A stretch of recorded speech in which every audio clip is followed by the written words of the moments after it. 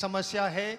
हमारे रिजर्व हमने बना रखे हैं, इतने डॉलर, इतने हमारे फॉरेन एक्सचेंज रिजर्व है। जिस दिन अमेरिका बोल दे कि डॉलर मान्यता खत्म, हमारा रिजर्व खत्म, सो उन्होंने पूरी दुनिया की देशों को अपनी गिरफ्त में ले रखा है।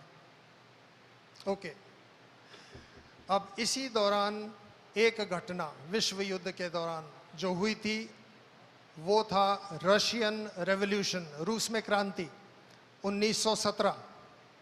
सो ये लड़ाई खत्म हुई, उससे पहले पहले एक क्रांति हो गई। क्रांति किस आधार पे हुई ये आप सबने पढ़ रखा होगा।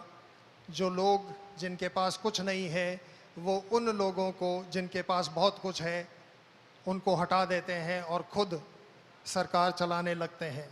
हैव्स एंड हैव नॉट्स वाली जो उन्होंने ये दी है, जिस पे मार्क्सिज्म, कार्ल मार्क्स की शुरू की हुई ये विचारधारा, ये फिर रूस में लागू हो जाती है।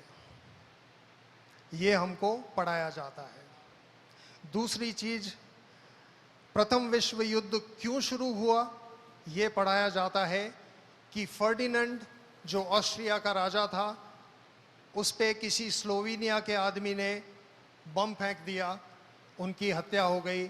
और उसके बाद से जो घटनाएं हुई, जो राष्ट्रों के बीच में आपस में गठबंधन बने और उसने ये विश्व युद्ध की शक्ल ले ली।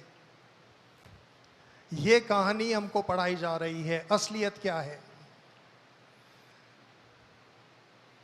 जो फर्स्ट वर्ल्ड वॉर के बाद में क्या बना था, एक अंतर्राष्ट्रीय संगठन बना जिसका नाम था लीग ऑफ नेशंस।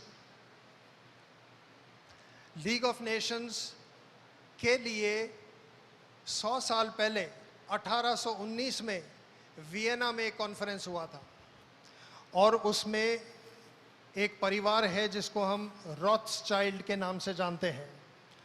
रॉथस्चाइल्ड परिवार आज दुनिया के सोने का व्यापार वो तय करता है, सोने का क्या दाम होएगा, पूरा वो कंट्रोल करता है। ईस्ट इंडिया कंपनी का मालिक यही परिवार था और इन्होंने अपने 5 बेटों को अलग अलग देशों में भेज के वहाँ पे अपनी बैंकें खुलवाई। ये बैंकिंग सिस्टम इनके बाद शुरू हुआ है। और उस कॉन्फ्रेंस में लीग ऑफ नेशंस वो बनाना चाह रहे थे कि सब राष्ट्र एक हो जाएं, पर उनका जो असली मकसद था कि हमारा व्यापार चले, हम पैसा कमाएं और आर्थिक नियंत्रण हमारे पास हो, ये रूस के जार को भनक लग गई और उसने मना कर दिया। वो सहमत नहीं हुआ। अब समझ में आ रहा है? ये सारी घटनाएं जुड़ी हुई उस प्रयोजन से थी कि लीग ऑफ नेशंस बने, जो उस समय जार ने मना कर दिया। और इस बात पर ध्यान देना, 100 साल बाद उन्होंने लीग ऑफ नेशंस बनाया, रूस में क्रांति कराई, रूस के जार का राज खत्म कराया और वहां अपनी व्यवस्था मार्क्सिज्म बैठाई। मार्क्सिज्म कैसे इन लोगों से जुड़ी हुई है ये बाद में बताऊंगा। जैसा हमको पढ़ाया जा रहा है वो असलियत नहीं है। और ये परिवार जो है उनमें रॉकरफेलर का नाम आता है, जो तेल कंपनियों का मालिक है, बहुत बड़ा व्यापारी, सबसे बड़ा दुनिया में।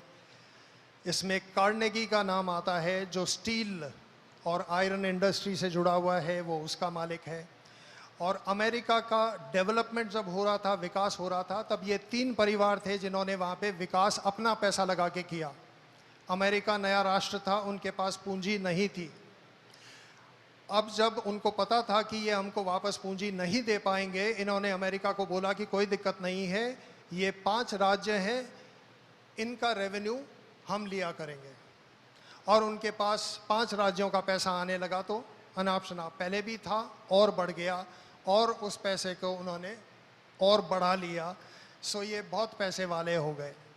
अब इन्होंने क्या तय किया कि जो रिसर्च चलता है यूनिवर्सिटी पे वो हम अपने नियंत्रण में ले लें। सो इन्होंने इंग्लैंड, जो उस समय पढ़ाई में सबसे आगे था, ऑक्सफोर्ड, कैम्ब्रिज वगैरह जो यूनिवर्सिटीज़ की पैठ थी पूरी दुनिया में, वहाँ के प्रोफेसर्स को पकड़ के उन्होंने रिसर्च कराना शुरू किया और ये हमारे शिक्षा से जुड़ा हुआ विषय है। यहाँ से शुरुआत होती है कई चीज़ों